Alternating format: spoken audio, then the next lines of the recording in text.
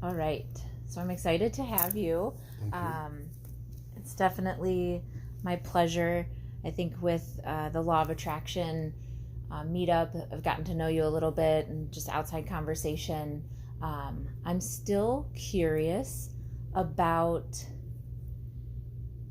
what's coming to my head is your story, right? Kind of where you come from and what brought you into the Law of Attraction, what allowed you to kind of open up this aspect of your life. Well, I was born and raised basically in Cleveland. Um, and around my 33rd year, something like that, I started going through some physical things, which, 5 years later turned out to be nothing. But it put me in a space where I was wondering, like, what's going on physically, mentally, emotionally, all of those things. And so I started reading a lot of books and going to seminars and taking classes and kind of expanding what I knew about not only physiology, but the world, quote unquote, out there. Mm-hmm. And I was brought up pretty fundamentalist, right wing, not well, I wouldn't say right wing, but fundamentalist Christian. And I didn't question those teachings. I still believe in them. But I started to think, okay, maybe there's something else. So I started going to a Unity church. I started reading, Ram Dass and The Science of Mind and Wayne Dyer and things like that. And I thought, okay, well, maybe there's an answer here. And then along with those things, I was reading things like, I believe it's called Mind as Slayer, Mind as Healer, in which the author talked about how we do create our own diseases. Mm-hmm. And if we can do that, we can create our own healings as well. And there was one passage that I remember very good. The practitioner, the doctor, whatever he was, had a client who was going through, a lot of things, panic attacks and anxiety and depression and things like that. And he always took the same way to work. And the doctor said, okay, why don't you, take a different route? And he said, oh, I can't do that. What'll happen? This is my comfort zone. He said, okay, well, do you like living the way you're living? The guy says, no, I hate it. I hate being so handicapped in my emotions. He said, okay, well then what do you got to lose if you do something different? Yeah. And that really struck me, like, okay, yeah, I'm doing the same thing. I'm floating down the stream. What happens if I hit some rapids or a rock or a tree that fell into the river? Mm-hmm. And so that really kind of expanded my thinking about myself and life in general. And it was, and then this was in Arizona. I moved to Arizona for a few years in that time because I had to get away. I had to change something. Mm-hmm. So that was a big change for me. So then I came back and I lived here for about 10 years. But I met a woman who, her mother told me she had been, when she was real young, like up to 5 years old, she was a healer. She would touch people and heal them. And this was all through the church. And we got together and we became a couple. But she had left that whole side of her behind after a tragedy in the family. She said, how can God let this happen? And so she got me into thinking even more about this stuff. Mm-hmm. And she's the first one who suggested I do the morning pages from The Artist's Way, Julia Cameron. And I started doing them, and I wasn't ready for it. And I wrote some, I wrote like 3 pages of I don't know what to write. I have nothing to write. There's nothing going through my mind right now. And then after we split up, I sort of, kind of, almost went back to where I was. Mm-hmm. And wait, physically or location-wise, or well, mentally? Mentally, okay. Mentally, back to, okay, well, this is what I'm here in Cleveland. This is what I'm supposed to do. Mm-hmm. And then somewhere around 2000, 2001, 2002, I saw an ad in the paper that there was an audition for a feature film. So I thought, why not? I mean, I was really, really shy, but going to Arizona, I became a teacher. I became, things that were way outside of who I had been previously. So I thought, why not? I'm going to go audition. So I went and I auditioned. I got the part, and I started hanging out with these people, these actors and filmmakers, and I thought, this is cool. I like this. I really love this. I was on set all the time, holding the microphones and, carrying things around when I wasn't in front of the camera. And then I decided, okay, I want to do this for real and make a career out of it. So I moved to LA. And that's when things really changed exponentially, because, California it's different than Ohio. Mm-hmm. So I started meeting all these people that were, on this path, this trajectory of more ethereal things than material things. And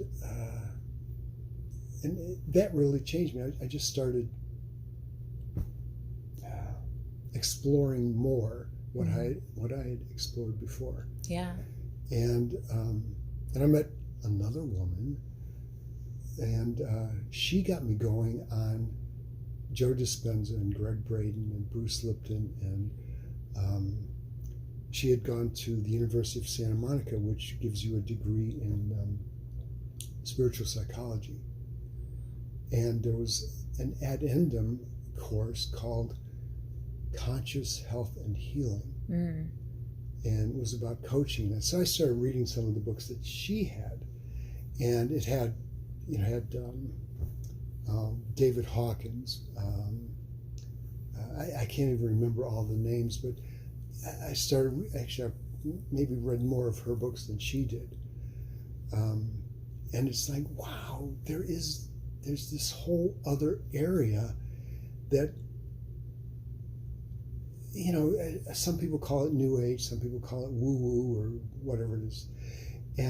But there is scientific evidence, especially through Joe Dispenza, Greg Braden, and Bruce Lipton, who are, they study neuroscience and the activities of the brain. There's proof that this stuff really, really works. So I just got more and more into it. And I had to move back to Cleveland for various reasons. And that's when I met you. Yeah. And the Law of Attraction group. Yeah.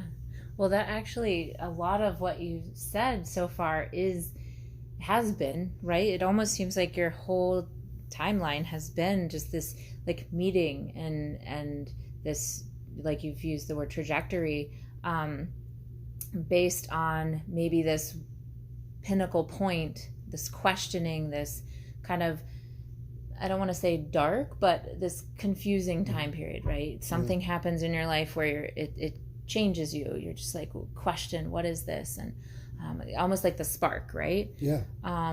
What would you say about the idea or the concept that, you've mentioned you've read a lot of books and met a lot of people with the similar concept.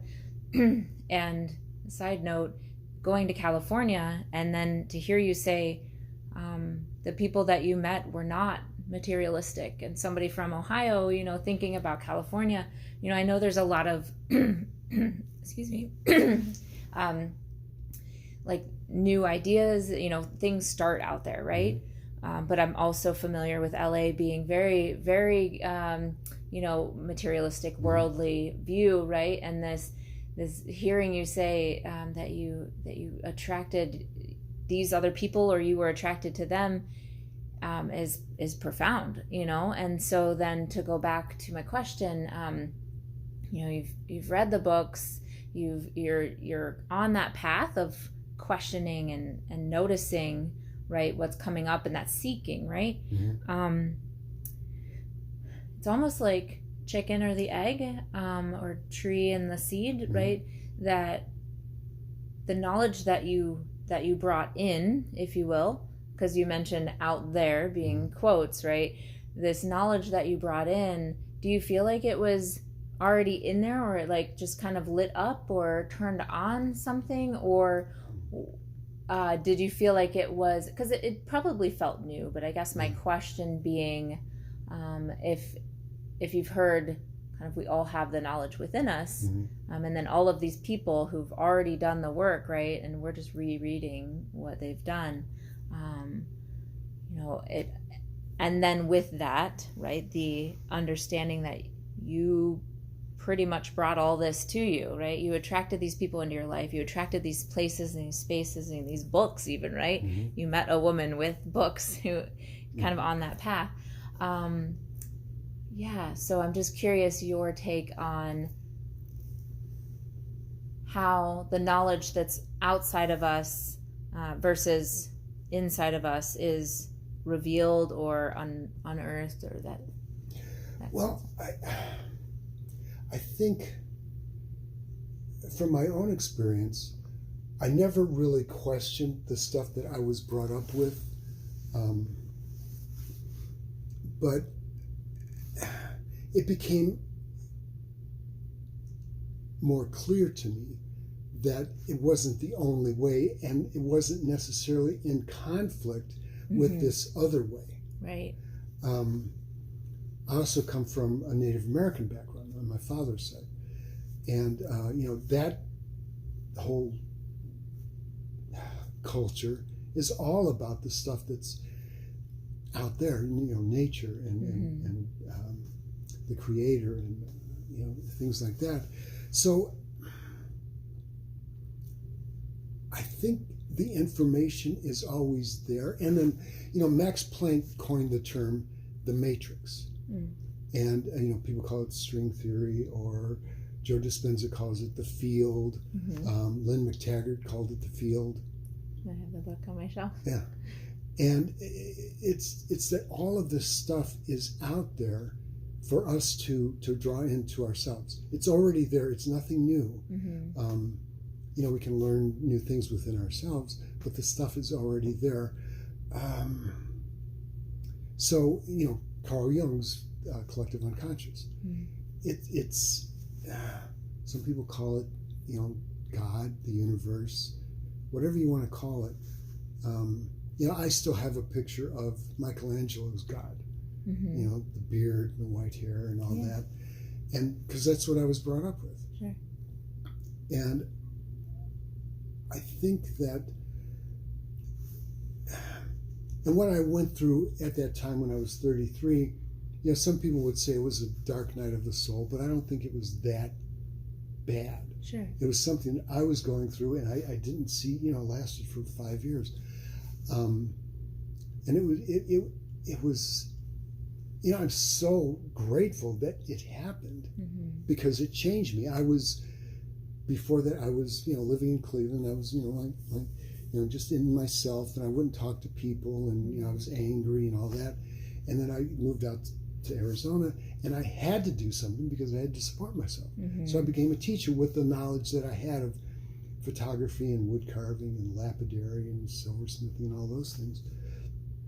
And so it really sort of brought me out of my shell, and it made me aware of other things other than what I knew. So I'm not sure if that answers your question. No, definitely. I think you mentioned a few different concepts: the string theory, the field. All of that is just part. It's still part of who we are. Like you said, it's already out there, and us being here is part of that, right? We're connected. And a couple of times we've referenced being like an out there versus an internal, right? And it feels very separate at times. I think for a lot of people, we do feel cut off, or we feel, the ego, or that self-centric mentality that people think like us, or only think like us, or those specifically in some of religious sects, if you will, that it is more or less, this is what I believe and that's only what I believe. And for myself as well, there came a time that and I think that's a common thread for those of us who've sought this more information that is relatively similar, right? But it's still that feeling of accepting more than what you were brought up with, or more than this one particular belief system. I'm curious how, so something that you had said,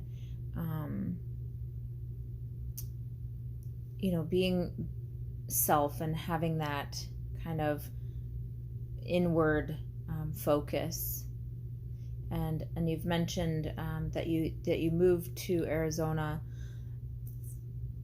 not specifically asking maybe what it was that changed you, but like Arizona is a hub for spirituality. I had no idea when I went that it was there, and I truly believe that somehow subconsciously, and then now, right after we've kind of woken up, if you will, consciously making those decisions,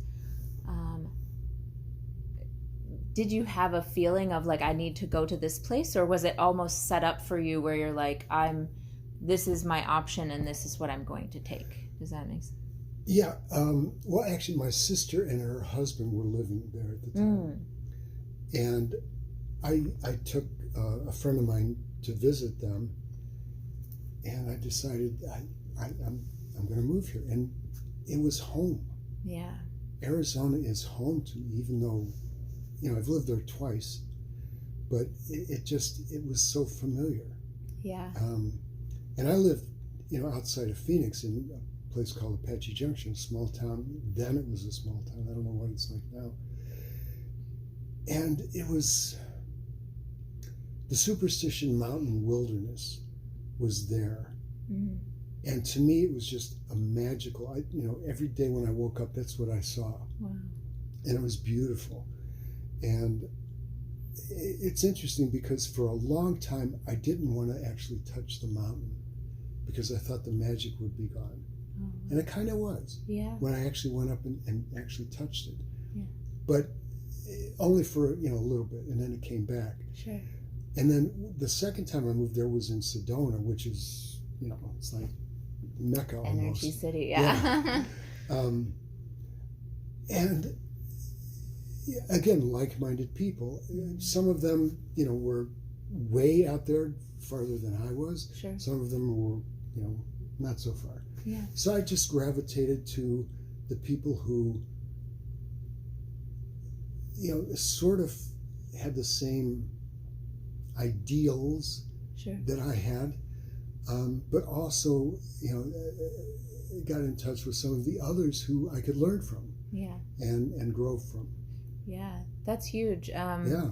That concept that we all, and by levels I don't mean better or worse, but just different points in time, right? I don't know I don't remember if it's the egg or if it's this other story that I've heard, but just that idea that we're all essentially stemming from that same place, right? The same source of consciousness, but that different time frames, right? Different points, starting points, based on our lineage, right? Where we come from.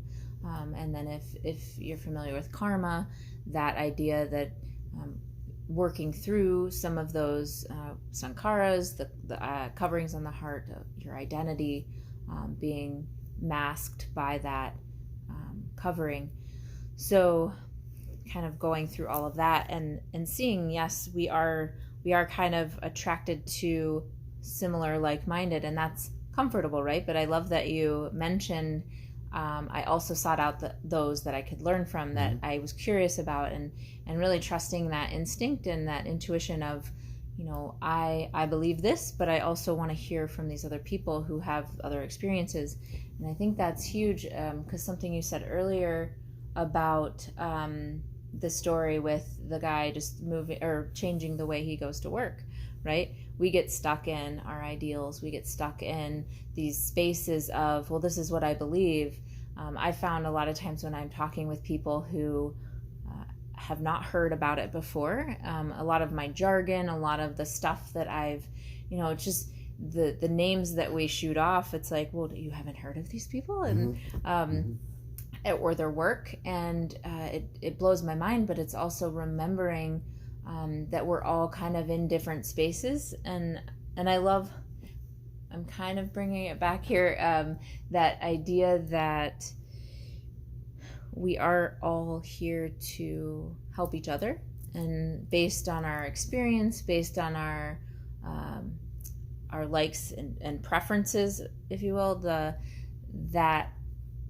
that's what guides us, right? Our intuition, but also based on, oh, this feels good to me, I'm going to go this way, or it feels like home to me, this is where I belong, right?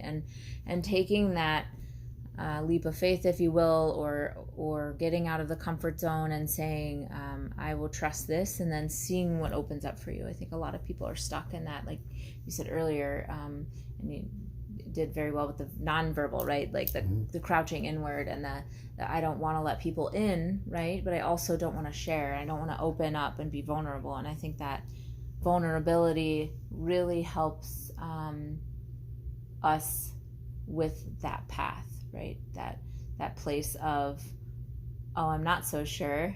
So I'm talking about two separate concepts, but they're so this vulnerability and this being uncomfortable, but also following the comfort and the joy and the feeling of home, and finding that balance. Has there been times where maybe you felt something calling, or felt something that your intuition was saying, yeah, I need to do this, but you were terrified, or you were not sure and confused and all of that? I mean, maybe it's something I've already mentioned, but I'm just curious of that experience for you. All the time. Okay. Yeah, right. I had a friend in California, Sergio, who said, every week you should do something that just scares you.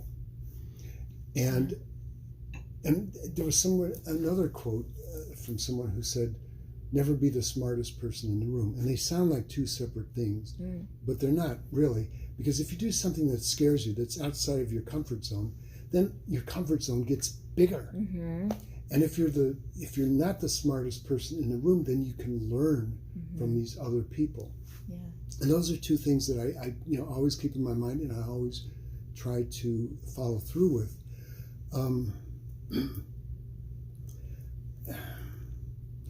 The idea of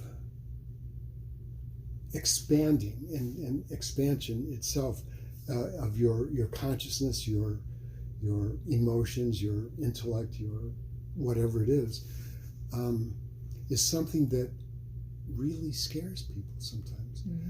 There was a guy I worked with in Los Angeles, and he said, level. He was Mexican. He said, level. Everything is level. Level. No up, no down. And to him, that was bliss. That was fine. As long as there was no ripple, or were no ripples, then everything was great. Me, I couldn't live like that. I did live like that for the first 30 years of my life, I guess. But I through all this, through the experiences and through the readings and the teachings and the classes and everything else, I realized that what's the point if that's all you're doing? I mean, yeah, you come home and you watch TV and you go to bed and you go to work and you do it all, over and over and over again. And maybe somebody else is with you, your wife or your, whoever it is, your kids, Sure. and they learn the same thing. Well, where's the evolution in that? Yeah. Where's the growth, the education? Yeah. Well, I'm glad that you brought that up, because I've known people who are afraid of that, right? And definitely it is passed on, right, through mirroring or through just that comfort zone, right?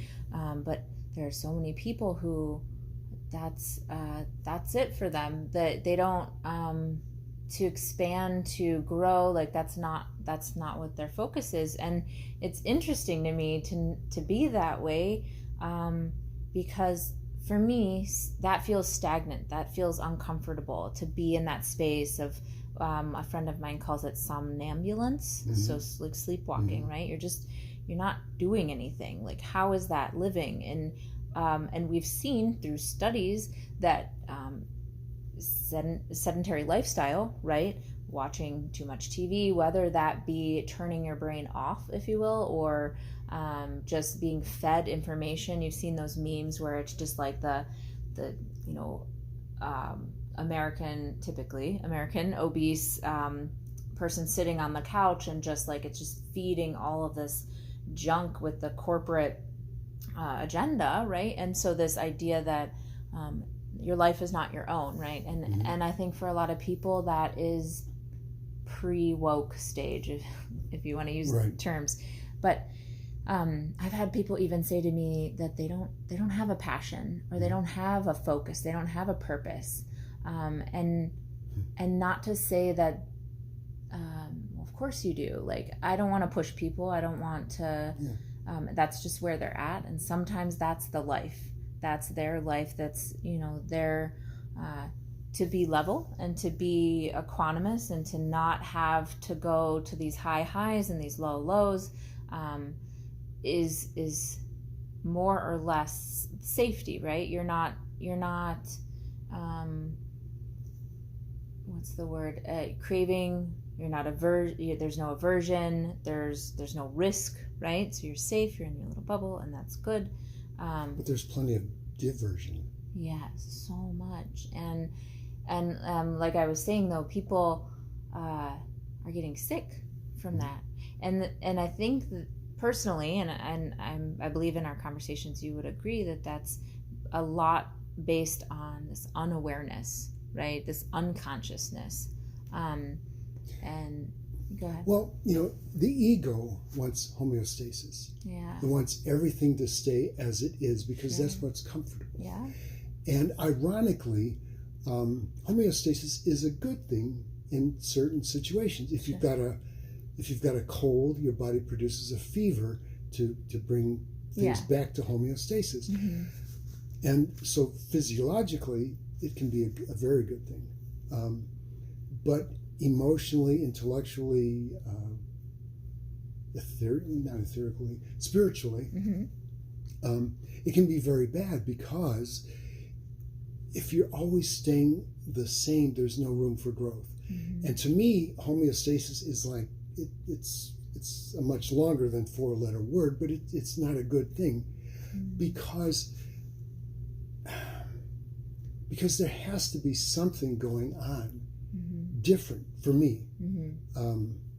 And a lot of my friends and the people that I hang out with now feel the same way, that if we, like, I play guitar and sing, and I used to do the same songs because that's what I knew. Mm-hmm. And I thought, because I thought, well, I'm not that good, so why, I just stick with. Now I'm learning new songs, and doing, oh wow, I can do that. I can hit those notes, and it gives you that sense of like worth and value and courage, and like, right, like these things that you literally feel your brain changing and your brain adapting, and it brings you that sense of elation. And now it's known, in Newtonian physics, everything stayed the same. If I drop a rock on my foot and it hurts, then the rock is real. Well, now we know that you can change your brain, mm-hmm. by repetition, by practice, like affirmations, things like that. Sure. Do you know the experiment with the piano players? I haven't heard. They took two groups of people, I forget how many each, but neither group had ever played the piano before. So one group, they had them do scales on the piano for 2 hours a day for a week. Okay. In the other group, they had them do scales on the piano for 2 hours a day for a week, but there was no piano. They did it all in their head. And they did brain scans before and after, and both groups changed their brain patterns. Wow. And then, when the piano was actually put in front of the people that had no piano, they could play the scales. Wow. I mean, maybe not quite as well, but they could still do it. Athletes do it all the time. They run plays in their head, over and over again. And we can do that too. We can change the synapses so that, well, let me put it a different way. A lot of people live in the past. And by that, I don't mean living like, wasn't it great then, nostalgia sort of stuff. But when we get up and we check our Facebook, our Instagram, our emails, and we do all this stuff, we brush our teeth the same way, we wash our face the same way, we eat the same, we're living in the past. Nothing has changed. Right. So, even something as simple as, without poking your eye out, brush your teeth with the other hand. Yeah. Or put your shoes on in a different order. Or stuff like that. It changes things. It does. And then that gives the impetus to change more things. It does. And little things like that are where people can start. And it doesn't feel as threatening to I need to change my eating habits. Okay, well, how do I do that? Well, it could be as easy as switching hands. I've tried that. It is hard, but I've switched my mouse to the left hand, and my brain, I did it at my work for quite a few months, got used to it, came at my new job, used the right hand again, went straight back to right-handedness, switched it to the left, and it knows. It just, so it's something where I'm not ambidextrous, but I know my brain is familiar now with using both. And it's not just fun, but it's also giving yourself that opportunity for growth and that safety of, well, if I mess up, whatever, I'll just go back to the other way if I need to, but really, I think that's kind of where I wanted to go with this too, because mentioning that reminds me, a lot of this is fear-based, right? It's a fear of change. It might be a fear of letting go. It might be a fear of not being good enough or not knowing, right? You can label it any way you want, but take away the qualifier. It's fear, right? Fear is the basis of not wanting to change. But then on the flip side of that, right, we have fight or flight, which is fear, right? But that is a way to really, it's built in, it's our built-in system. But if we're aware of it, we notice when that comes up for us, we can use that to our advantage, right? We don't have to do things reactionary, right? Once you start noticing, then you can, like you said, practice that new pattern or that new way of doing something so that when the time comes, you're ready, or it's second nature. There was a specific example in my brain when I was saying that, but it has left me. But just that fear in general, I think, at least for me, as I don't typically say healer, but somebody who likes to facilitate healing, right? Somebody who I thrive on seeing someone light up. What is it that sparks life in you? And so for me, it's and that's taking the ego out, right? Knowing that not everybody wants to be, like you had said, if you weren't ready for the morning pages, then you're not doing the morning pages. Right. There's so many things that we try that maybe it's just not time, but it was important that you stuck that little bookmark there that's to say, like, I tried this. Mm-hmm. And some people give up and they're like, I tried that already. No, Yeah. never mind. But just like you've seen with your friend groups or the types of information, like that's kind of your indicator, your marker for, you know what, I do remember that. Maybe I will give it another try. And you soften, as we mature and as we get into more life experience, right? Well, it's interesting because through the suggestion of an ex-girlfriend, Mm-hmm. I started doing the morning pages about a month ago. Mm. And I posted it on Facebook after 3 weeks, like all this stuff that has come into my life since I started doing that. And a lot of those people, I would say the majority of them, said, oh, I remember those. I should start doing those again. Yeah. So if by my post they start doing it and becoming more awake and aware, Mm-hmm. and growing within themselves, that's awesome. Yeah. One thing I wanted to say was I used to facilitate a ropes course here in Ropes. Yeah. ropes course where it was experiential learning, Mm-hmm. and we took people in the mornings and we just had them cross their arms, and then we had them uncross their arms and recross them in the opposite way. Mm-hmm. And people were uncomfortable. Yeah. It's like, wow, I can't do this. This is weird. Yeah. This is really, really weird. And then, throughout the day, we had them go outside of their comfort zone. Mm-hmm. That was our motto: step outside your comfort zone. And some of it was, we ended up at the, in the afternoon, 40 feet up in the air with harnesses on in the trees, Oh, wow. climbing up ladders. And some people would go up like 2 rungs, and that was completely out of their comfort zone. Mm-hmm. But it was fine because, and they were so proud of themselves. Yeah. Oh, I've never done that before. Yeah.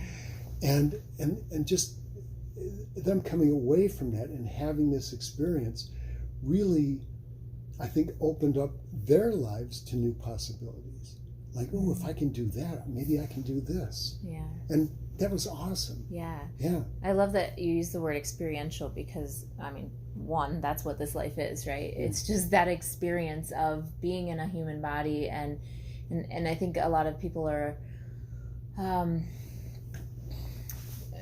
of boggled by the idea that there could be something beyond this, right? This is known. Our bodies are known. We know, we're familiar with our patterns, and well, some of us, but when you have that experience and you share it, right? So I had mentioned earlier the vulnerability of sharing truly based on the fact that this is something that happened to me, and I would like to share it, using that communication, using that hey, this worked for me, and I just want people to know, like, how interesting, how cool, or how beneficial it's been for me. And then seeing people follow suit in their own way, in their own terms.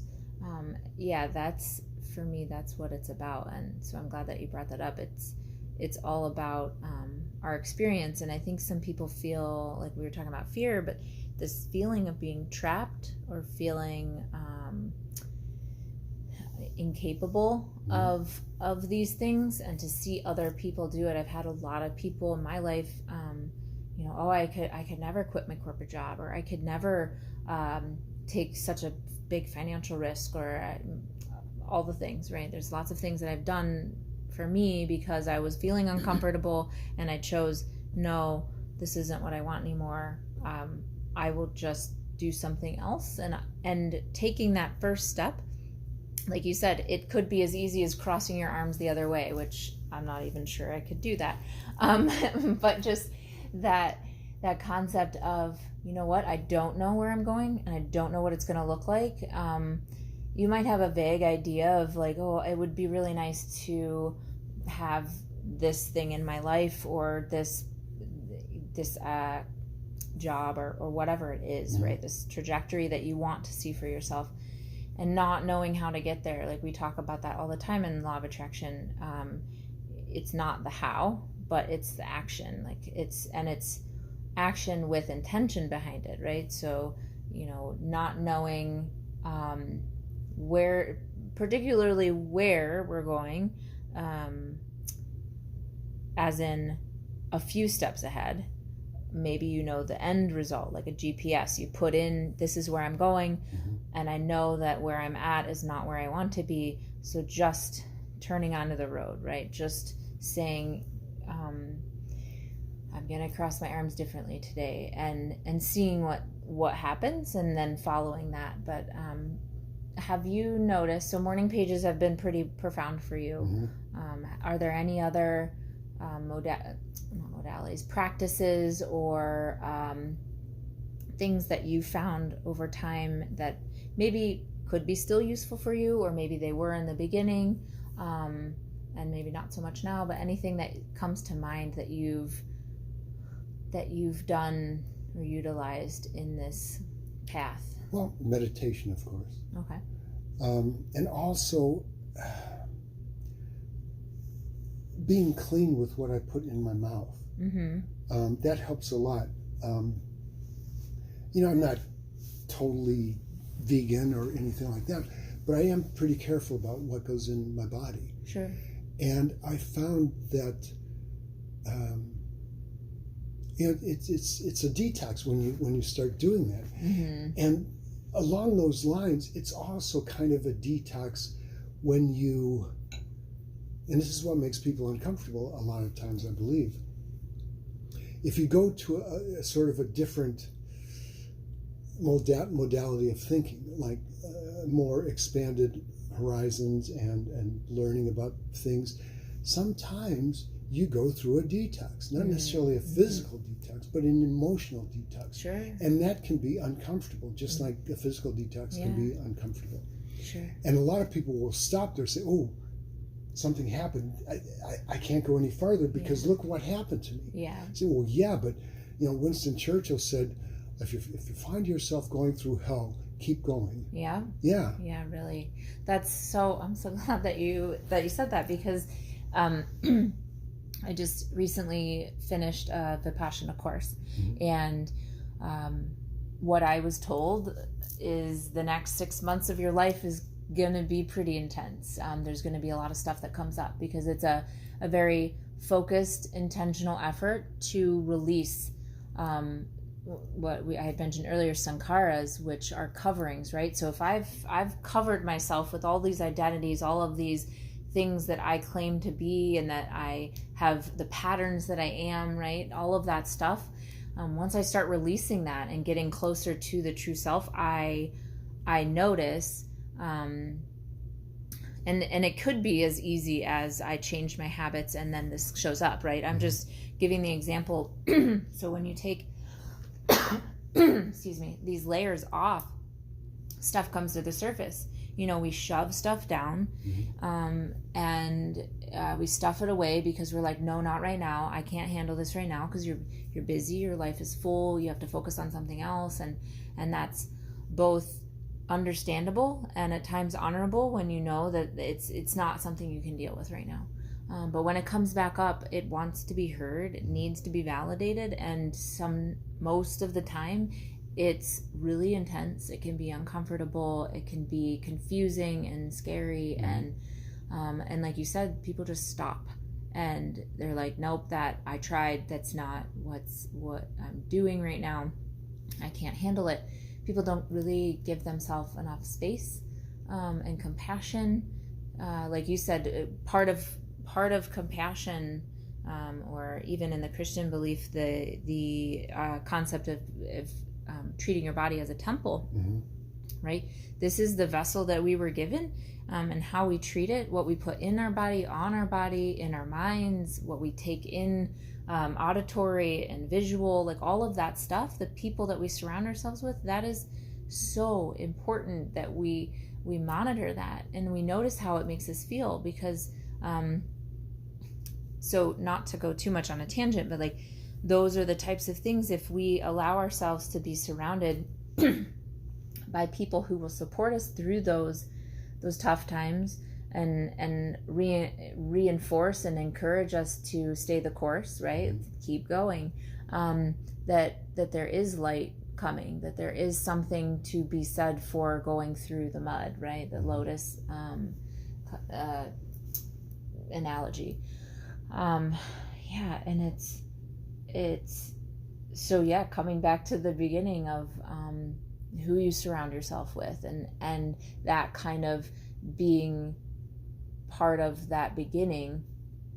Can I ask, do you go as far as what you maybe put on your body, or are there other aspects of your life? You know, you mentioned food, right? Intake. I believe you were reading a book. What was that book called? Which one? Yeah, right.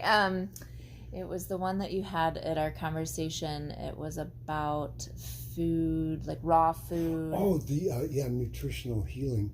I forget the exact title, but Dr. Robert Morse, and his whole philosophy is, if you eat raw food, meaning fruits and vegetables, not, don't go out and bite a cow or anything. No.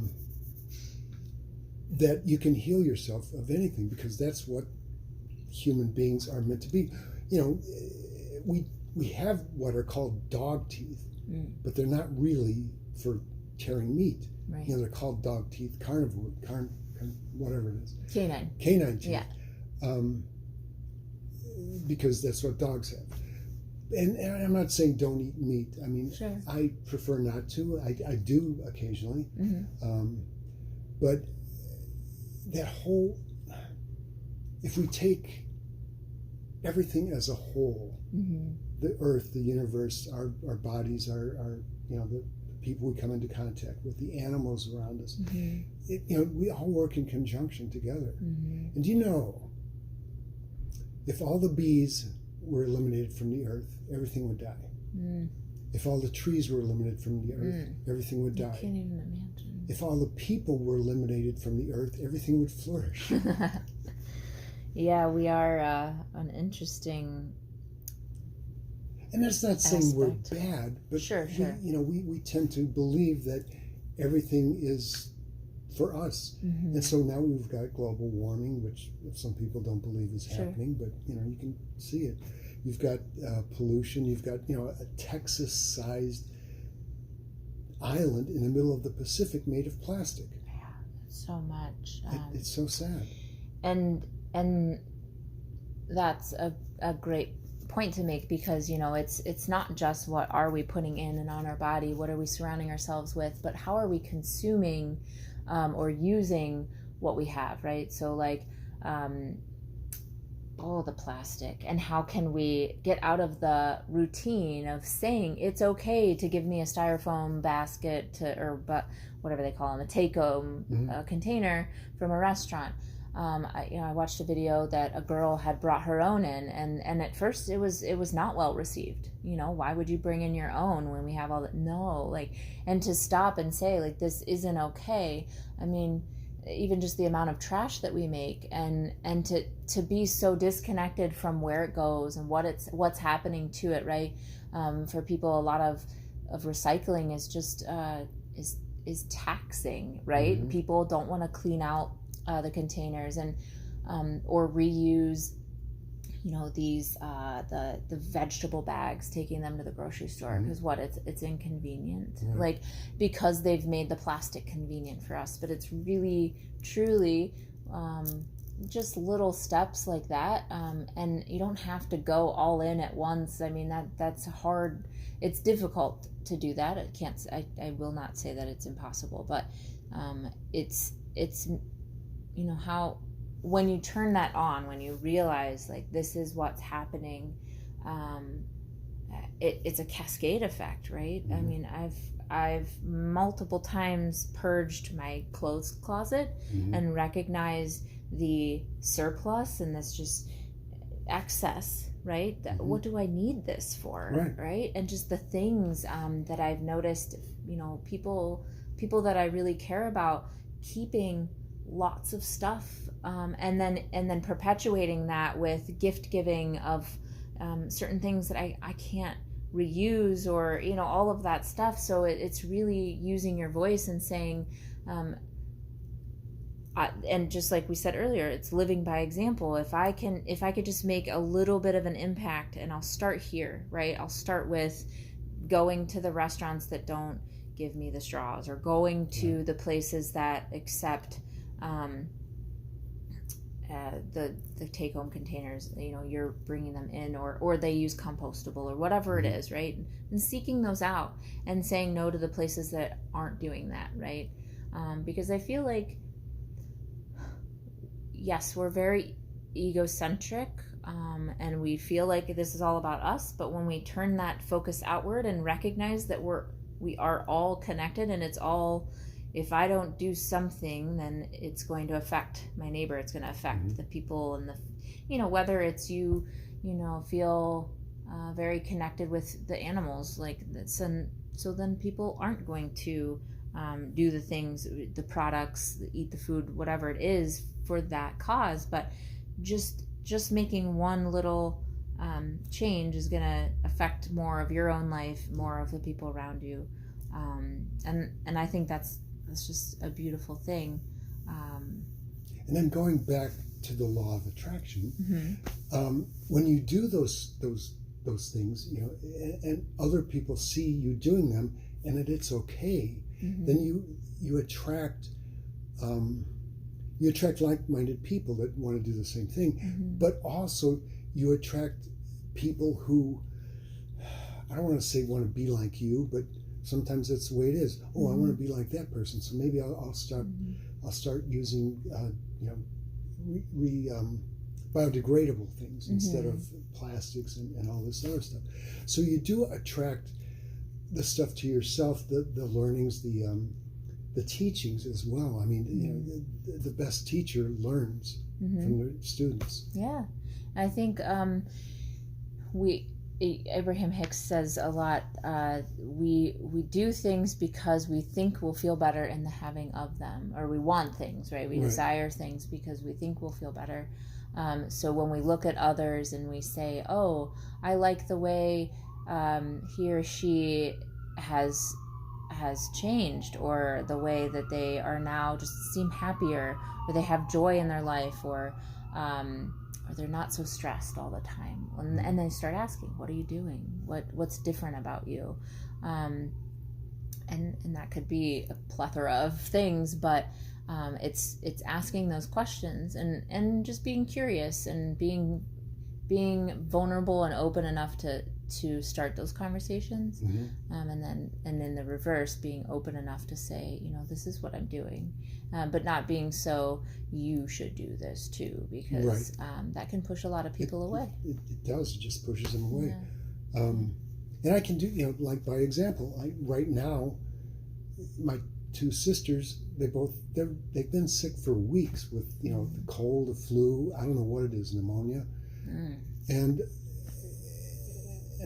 they kind of, well, why aren't you sick?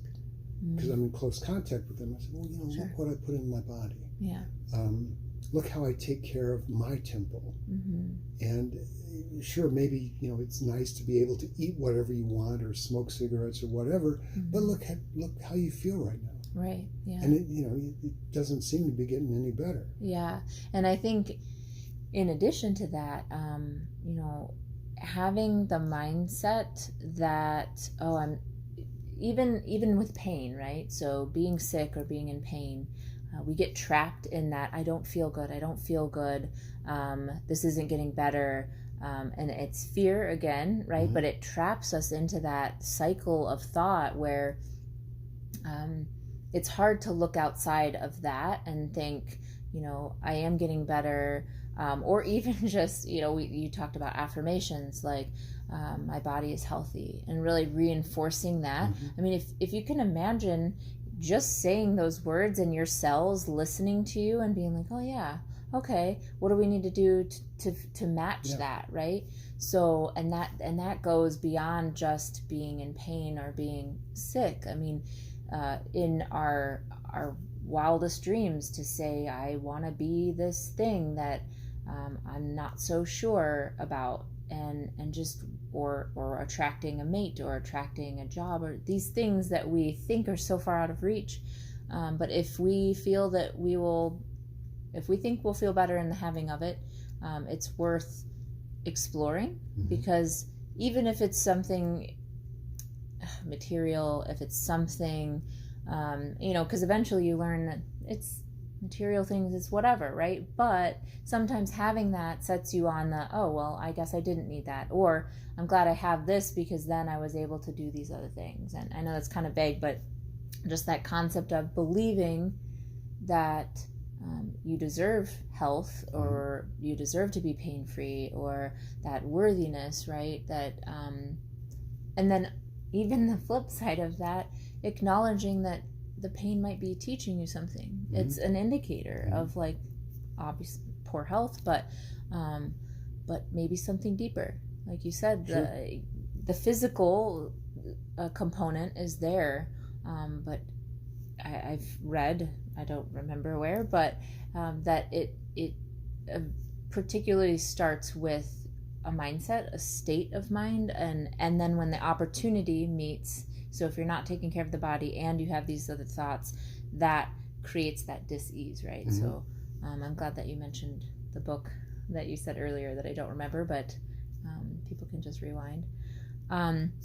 So we have a few minutes left. Is there anything that comes to mind that we haven't talked about, or any concepts that you want to add that you feel like are...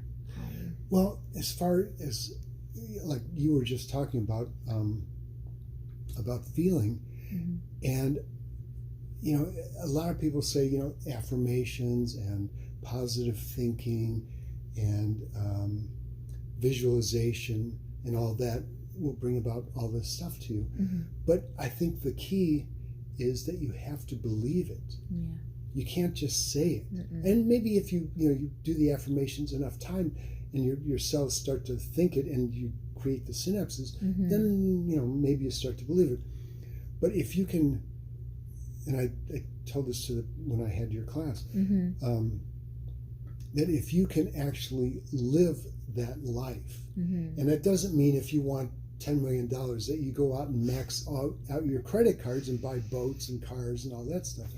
What it means is that to me, Richard Branson is someone that I really look up to. I don't know what his personal life is like at all, but his public persona is he's always smiling, he's happy, he's curious, and he wants to have fun. Sure, people get fired from the Virgin Empire, but he doesn't do it. He hires someone else to do it. It's not because he's afraid of it, it's just he wants to live his life the way he wants to live it. And he believes that. Virgin started because he wanted to start a record store where people could go and have fun, not just go in, pay their money, and take their records home and play them. So that's how the whole empire started. And so in order to feel it, so the reason I brought up Richard Branson was I may go through life and walk down the street and think, oh, is this how someone in his position would walk down the street?